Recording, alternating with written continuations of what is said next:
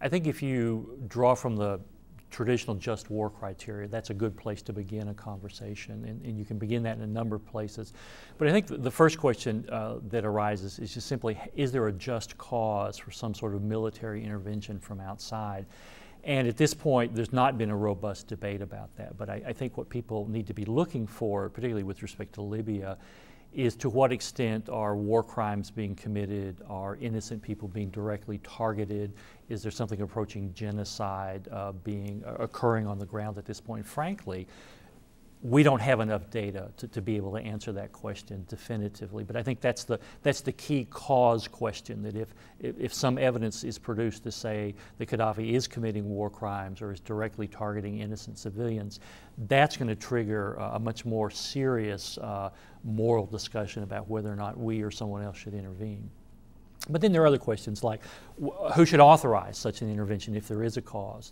Should the United Nations do it? Should NATO do it? Should an Arab League do it? Should the African Union? So there's a lot of confusion over who has the authority to say, yes, come in and please stop this man from doing these things. We have this terrible historical legacy of great power interventions where great powers intervene in colonial kind of context and use things for pretext to invade for oil or money or things like that.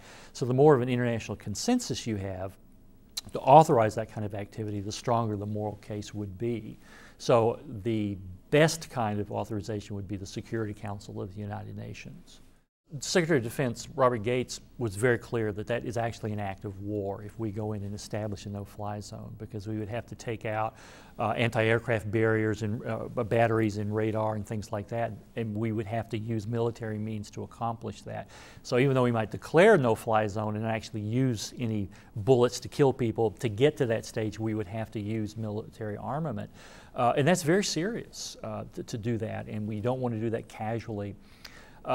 The critics of that say that that simply is not going to deter Gaddafi, that he's only using planes selectively, that it's much more ground and kind of helicopter military action that he's putting out against the rebels. So the skeptics say that a no-fly zone in and of itself will not actually deter him from taking the ground that he wants to take. One of the just war criteria is reasonable chance of success, which implies you understand what success would be. So let's say we do a no-fly zone and Gaddafi still sends in ground troops and tanks and manages to defeat the rebels. Does the fact that we establish a no-fly zone mean we want to actually then put ground troops to deter Gaddafi if he continues to be successful? And I don't hear anybody saying we should send in American ground troops. So there is, I think, some real ambiguity there. The folks who argue for a no-fly zone don't seem to have an answer for what would be the second act if that were not effective. And I think that's a huge question for anybody who's wrestling with this. Simply because you might have a just cause for intervention doesn't mean you need to go to every place in the globe where injustice is occurring. The other criteria help you identify the situations where you would go in and where you would not go in. And one of them has to do with scale. In the 2000s, the United Nations convened a group that produced a document called Responsibility to Protect. And they're very clear there that simply because an injustice occurs doesn't mean you call in the 101st Airborne automatically. And one of the things they make a large point about morally is that the scale of injustice has to be large to be able to justify any kind of external intervention. And so, sure, we have a commitment to fighting injustice, but that doesn't mean we're going to go militarily instantly wherever injustice occurs. We have to ask the question, how large? And then do we actually have the empirical, sort of pragmatic capability to do anything about it? And so you get a situation like Darfur, where everybody agrees genocide took place. But the question there is, did we actually have the military capability to go in and stop the Khartoum government from committing genocide or supporting the Janjaweed rebels who were committing the genocide? And frankly, most people said, no, we don't have that military capacity to do that. Therefore, we didn't go in, even though the atrocities were being committed. I think the question of intervention now is becoming more central. Technically speaking, intervention is different from going to war. And yet this responsibility to protect a movement in the United Nations took the just war criteria and said, let's apply them to potential humanitarian interventions. I think that's deeply interesting. And so you're trying to draw down the wisdom of this war tradition and say, does it shed light on these kind of intervention opportunities? If history's any guide, we're going to see more of these failed states and more of these sort of nascent civil wars. And we're going to be asked a lot more to intervene in these kinds of conflicts. And so downloading that moral wisdom from the just war ethic and looking how that applies to interventions is actually going to be very interesting and I think very helpful. So the moral discussion is evolving, and as we face more of these kinds of democratic movements, particularly in Muslim countries, that's only going to get more complicated and more interesting. And I think the moral discussion among the ethicists and philosophers will continue to sort of try to catch up with the lived realities of conflict on the ground. So I think the conversation is advancing. I think it's going to be with us for a long time. If you have the ability to intervene and to stop an injustice or stop an atrocity and don't, I think you do have more culpability as a result of that.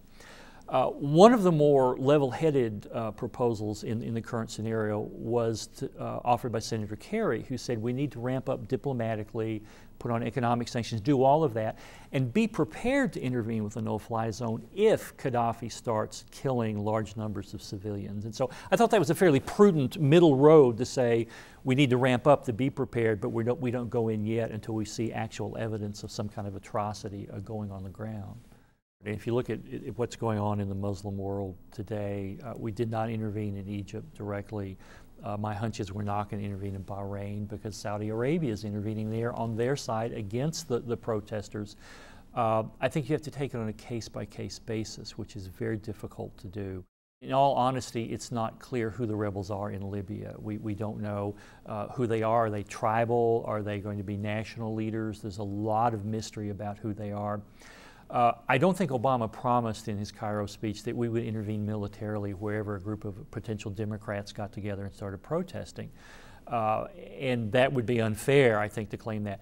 You're also right to say that there's a lot of fatigue in this country over the Iraq War and our original intervention in Afghanistan.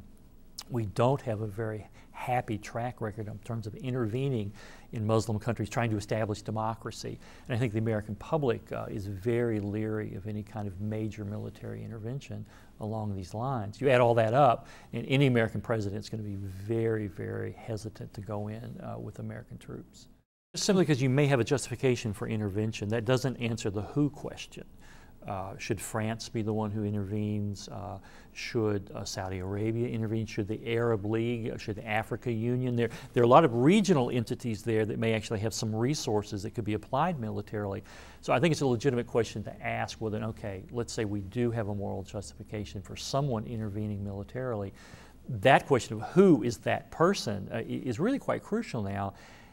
And certainly given the fiscal realities here in the United States, a lot of people would be saying, you know, there is a just cause for going in, but why does it have to be the United States military? Now, obviously we have the largest military, we have great capability, but I do think it's wise to ask, are there other actors who for varieties of reasons would look better and do better in the intervention than, say, American troops? So I think that's a legitimate discussion, and frankly, that discussion has not gone very far in this instance with Libya. We have learned from places like Rwanda that it might be possible to prevent genocide. And in the wake of Rwanda, the world said, yes, we're going to be more rigorous and more vigilant. And then we see Darfur and how difficult it's been to do anything really substantive in terms of intervening to protect people from genocide. It's very, very hard. The stakes are high. Literally hundreds of thousands, if not millions of lives may be at stake.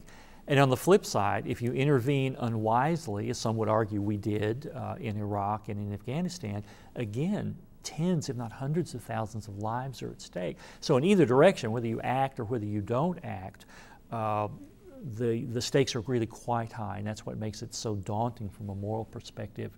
It's trying to find the right way to know when to intervene and when not to, because the consequences, the body counts are quite high and quite sobering.